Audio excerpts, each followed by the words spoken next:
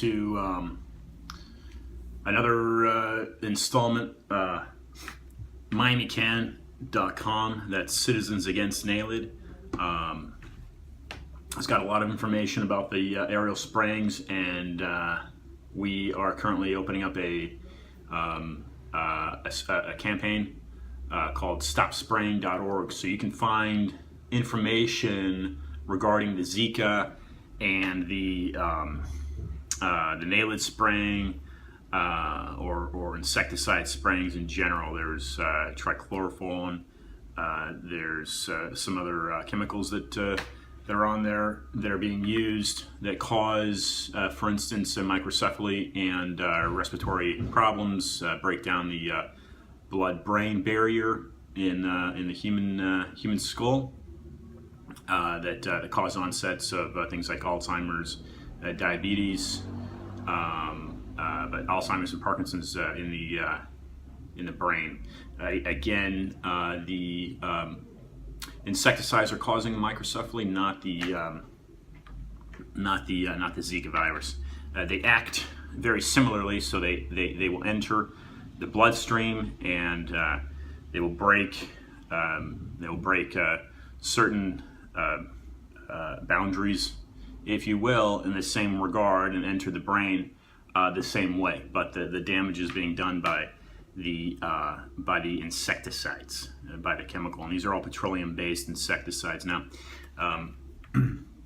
what I want to briefly nod you to is something called gematria. Now, again, I've just kind of followed the trail here. Gematria is a mathematical scientific study of linguistics, and it basically breaks down the coding of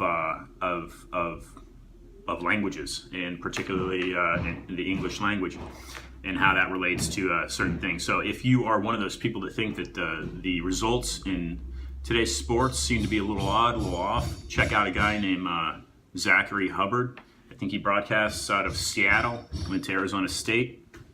Again, I'm in Miami, and he pinpoints a lot of things that are happening globally to gematria. For instance, he mentioned that the Cubs, before Game 7, he said that the Cubs would win the World Series. He actually mentioned back in spring training that he thought the Cubs would win the World Series.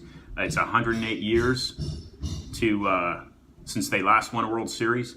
There's 108 stitches in a baseball.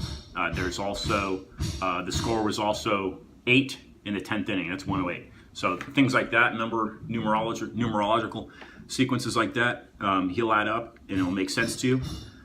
So there's that.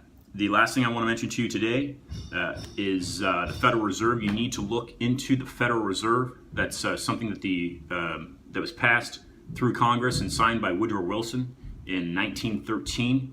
And what I'm going to tell you right there is that is when the United States lost its sovereignty, because once, and you can quote Thomas Jefferson, who made quotes regarding the dangers of a central bank, which is what the Federal Reserve is.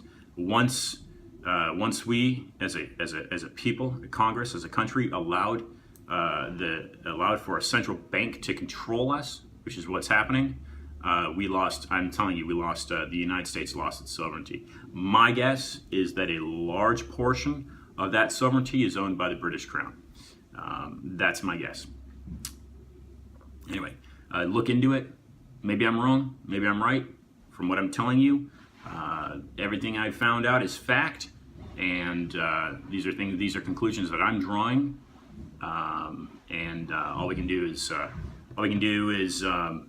try to eat good foods and look for honesty and truth in all things. That's the best you can do. That's the best we can do. So just be cautious. If your local municipalities begin to spray you with a chemical insecticide against your will, danger there. Okay, until tomorrow. Thank you.